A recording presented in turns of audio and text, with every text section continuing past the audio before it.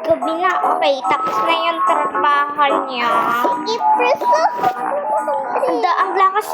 Ang lakas ng sahod ko. Magkano? 2,000. Ako 100 lang. Hehe. Skirt! Doon na tayo sa bahay. Nandito na kami, ma.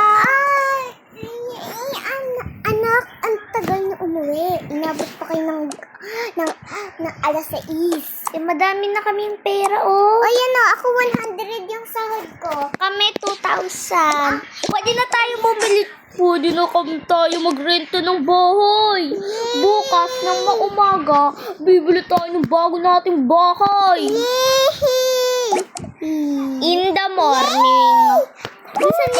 Bilisan nyo, samahan nyo ako. Bibili na natin itong new bahay na to. Hay, may binili si ate talaga, oh. Ay, ito pala yung may-ari na, boss? Boss?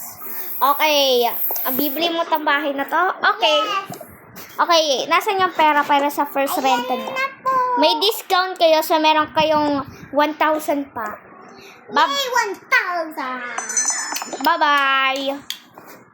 Uy, tignan mo tong pera natin. Tignan natin kung... Ay, ang dami.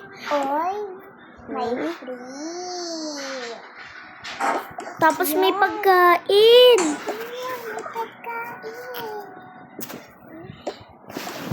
May pagkain. Grabe. Wow! May TV! May TV! Dito yung room ko, ha? Pambabae kasi to. Diyan yung room mo. Oh, alam ko, dito na lang ako matutulog. Sarap dito, manonood din ako ng TV. Ano to? Dito na lang ako matutulog. Ano to? Ay, bigay din niya ng may-ari. Wow! Saan ka na? Ay!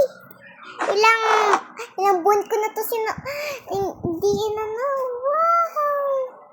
Guys, so, mabilis lang yun, you know. So, 15 minutes lang kasi. hindi, 3 minutes lang yun. So, bye-bye! Bye! Huwag kalimutan mo like, comment at subscribe. Bukas yung part 3. Goodbye!